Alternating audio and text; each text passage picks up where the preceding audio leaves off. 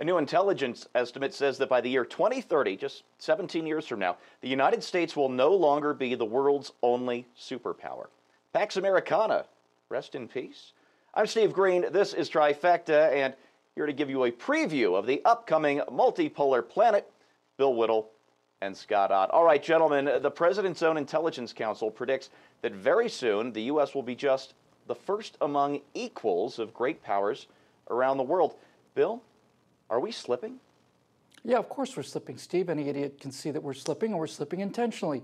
It's not like we're accidentally slipping. When you borrow 46 cents on every dollar you spend, you are determined to ruin the economy of the greatest country in the world. That's all there is to it.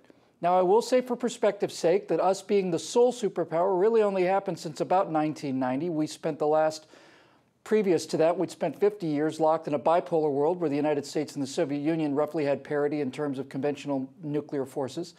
So there's that aspect to it. But it's not that the rest of the world is coming up so fast, it's that the United States is being hamstrung and pulled down so quickly.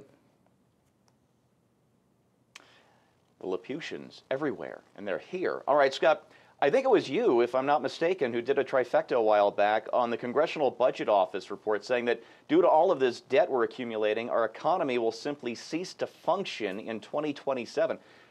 Surely these two reports have nothing to do with one another, right? Well, absolutely there's a connection. You're going to see the Democrats more and more going to that Pentagon well, saying we're way, overfunded for the threats that we face in the world. But what you'll see little by little is a degradation of our ability not to defend the United States of America. I don't think it'll get to that point. It's in our ability to defend everybody else. The fact that the world has been able to have a relative period of peace compared to the vast span of world history is due to the power and the willingness of the United States of America to rush to the defense of other peoples. If I were concerned, if there were somebody who's going to be concerned right now about American superpower status declining, it should be the people of Africa, the people of Europe, the people in some areas of Asia who, when trauma comes, when trouble comes and they cry out for help, no one will be there to answer the cry.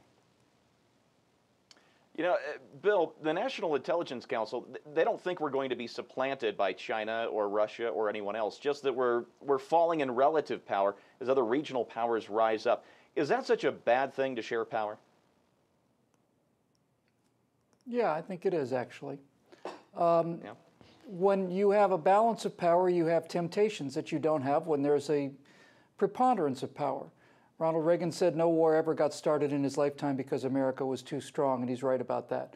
Whenever you have a group of nations that feel like they are on par with one another for whatever reason, things get more dangerous and things get more dicey. As long as you have Rome, and Rome polices the roads of the Roman Empire, then little barbarian hordes aren't going to make all that much trouble. They're certainly not going to make enough trouble to attract the attention of Rome. But when Rome goes away and you've got nothing but hordes and tribes warring over various pieces of turf, all of a sudden fighting becomes a much more profitable proposition. And that's what I worry about when I think about the loss of overwhelming American power. Once the thought of overwhelming superiority goes away, then you start figuring out targeting solutions. And that's not a safer world, I don't think. Yeah, I think you're right. You know, Scott, I'm glad you brought up our allies, because the report cautions that if U.S. power were to collapse or retreat, the most likely result would be, and this is a quote, an extended period of global anarchy. Do we as a free people have any kind of responsibility, not just the ability that we've enjoyed, but a responsibility or a duty to prevent that from happening? And yes, we do. And I don't think we're aware of how peculiar we are, not just in the world as it is today, but in the history, in human history. We're one of those few great nations who's not ambitious for other people's territory. We don't want to steal other people's stuff. In fact, all we want is permission to buy other people's stuff. We're perfectly willing to pay market rates for the oil in any country in the world. We don't wish to advance our ideology by taking land and by conquering peoples. Our whole system of governance depends upon the willing, voluntary cooperation of individuals. And the only way that can advance is voluntarily. Folks need to figure this out quickly before we're no longer in the position to defend the right of people to do that. Indeed, that's where I part ways with my libertarian friends. You know, folks, let me take you on a quick trip around the world so you can visit these upcoming regional powers. You know, China has a lot of money, but no babies, and a corrupt foundation. Russia doesn't have enough babies either, and their energy riches, well, they're about to get undercut by our energy riches. The European Union is awash in debt and also bereft of children. Brazil is about to do that thing again that Brazil does just when it looks like they finally have their act together. And Argentina, well, repeat what I just said about Brazil. You know what? Then there's us.